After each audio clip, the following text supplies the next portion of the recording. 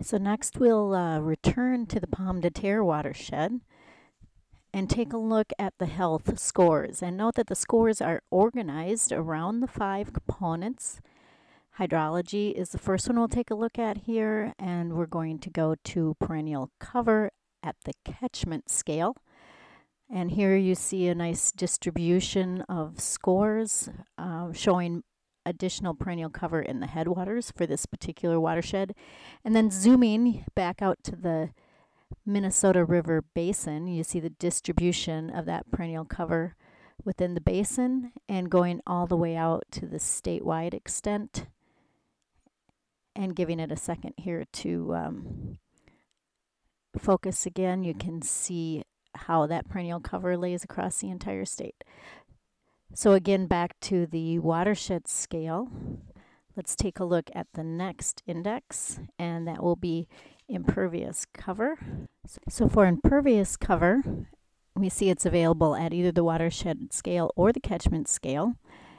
These were the original scores, but we've discovered that by calculating down to the catchment, you see a gradation in results that is much more interesting to show patterns inside of our major watershed. So in this case, we zoomed into a catchment that has a low score, and it is the result of this community that's located here. And if you don't know which community you're looking at, you may want to switch base maps to this aerial image that has labels.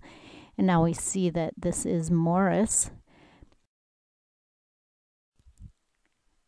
And if you zoom out from the catchment back out to the watershed or to the basin, you'll see that these labels also are available at other scales and can help you locate your area of interest. And let's remove those labels, and we'll take a look at the next index here. Again, hydrologic storage is available at the watershed scale, but we may want to take a look at this catchment scale index, which is actually a comparison of the amount of straightened to meandering streams within each catchment. And you see there's an area here that has a lower score, so let's go to that location. Using the transparency slider, you can see with the air photo that in fact a lot of the streams in that catchment have been straightened rather than a natural meander. You can look at the same index for the basin using those bookmarks again, and read a little bit more about how the index itself was calculated over here on the lower left. So let's clear those scores, and we're going to take a look at a new index. First, we'll switch to the gray base map, use our bookmarks to go back to the Pomme de Terre, and here we selected the biology component and the stream species quality index. This has 3 submetrics to the catchment scale. This one is the fish index. It uses PCA IBI data. You can decrease the transparency there to make those scores a little easier to view.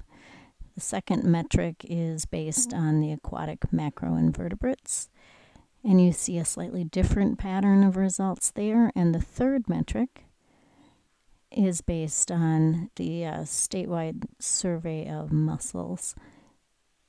And you see an interesting low score in the northern part of the watershed.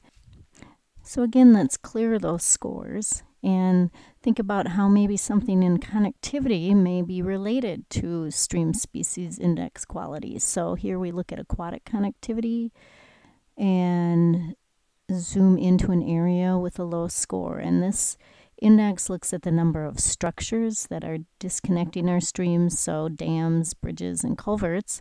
And by using the add features here, you can turn on those point features that are affecting the scores and change your transparency and look at that in relationship to the air photo and kind of bring that all together.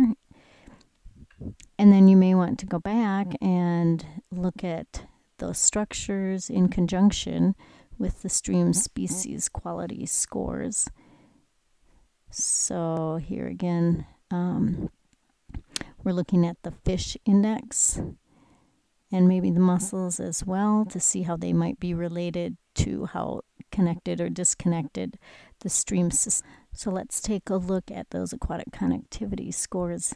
Again, take off those features and zoom to the pomme de terre and the basin bookmark, and you can see that distribution of scores across the entire basin.